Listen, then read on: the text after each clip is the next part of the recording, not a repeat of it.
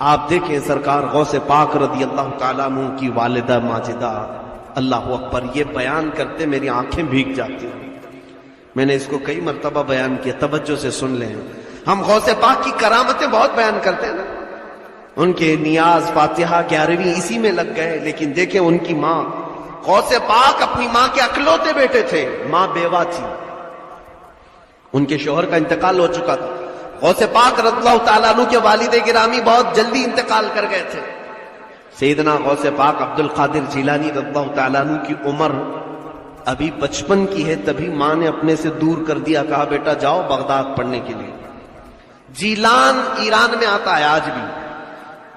جیلان سے غوث پاک پیدل چلتے ہوئے بغداد گئے۔ یہاں ہمارے بچوں کو گھر سے مسجد نہیں بھیج رہے لوگ، اور وہ غوث پاک کی ماں تھی، جیلان سے بغداد بھیج دی، صبح سے شام کے لیے نہیں، کئی سالوں کے لیے بھیج دی۔ اکیلی رہ گئی گھر میں، بیوہ عورت، حضرت ام الخیر، ان کی تربت پر لاکھوں سلام۔ غوث پاک کی ماں کے نام سے میں نے ابھی ایک لڑکیوں کا مدرسہ قائم کیا ہے، جامعہ ام الخیر۔ ان کی ذات سے ہم بہت امپریس ہیں، دعا کریں اللہ اس میں بہت برکت عطا کرے۔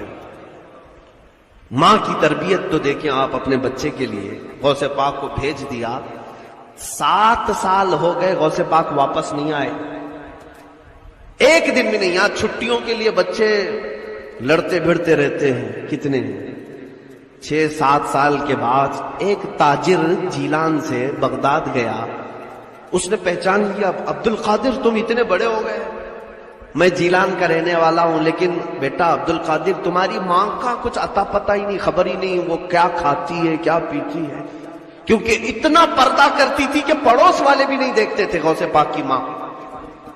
پتہ نہیں بیمار ہے کہ اچھی ہے، صحت مند ہے، کچھ خبر نہیں۔ غوث پاک کو اب ماں کی یاد ستانے لگی، بے قرار ہو گئے کہ ایک بار میں اپنی ماں کو دیکھ کر کیا ہوں۔ پڑھنے کے زمانے کی بات ہے، غوث پاک رضی اللہ تعالیٰ عنہ کہتے ہیں اسی رات کو میں نے سامان سمیٹا اور نکل پڑا جیلان کے لیے۔ کئی دن کا سفر تھا یہ۔ جب جیلان پہنچے تو رات کا وقت تھا، اندھیرا چھایا ہوا تھا۔ غوث پاک فرماتے ہیں میں نے ٹٹولتے ٹٹولتے اپنے گھر کو جب پہنچا تو میرے دل کی دھڑکنیں بڑھ گئی۔ جو 7 سال کے بعد اپنے وطن میں آیا ہو اس کو اپنے گاؤں میں پہنچنے کی خوشی کتنی ہوتی ہے۔ وہ اپنے گھر کو آئے، کہا ابھی دروازہ کھٹکھٹاؤں گا، ماں گلے سے لگائے گی، تھوڑی دیر محبت سے ماں کے ساتھ بیٹھوں گا، کتنے حسین لمحات ہوں گے۔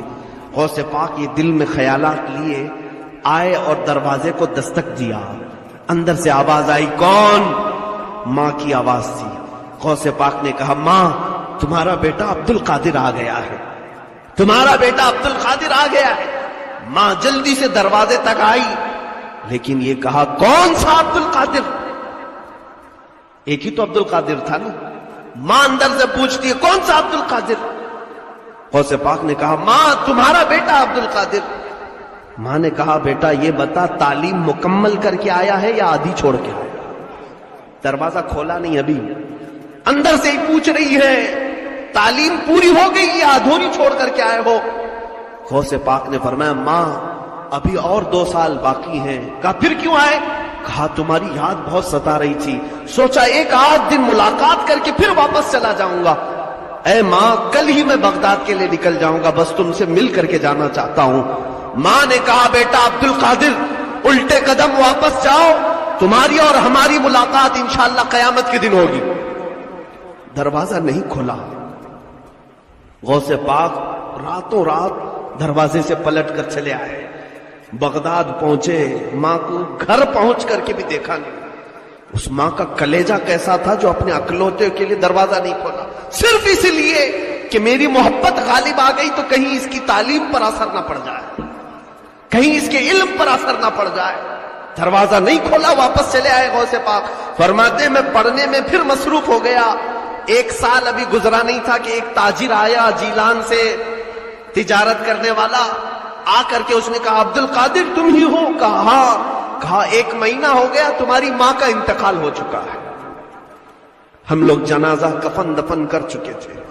غوث پاک رضی اللہ تعالیٰ عنہ روتے رہ گئے۔ ان کی ماں نے جو کہا تھا بیٹا جاؤ تمہاری اور ہماری ملاقات قیامت میں ہوگی، غوث پاک کی ماں نہیں ملاقات کی۔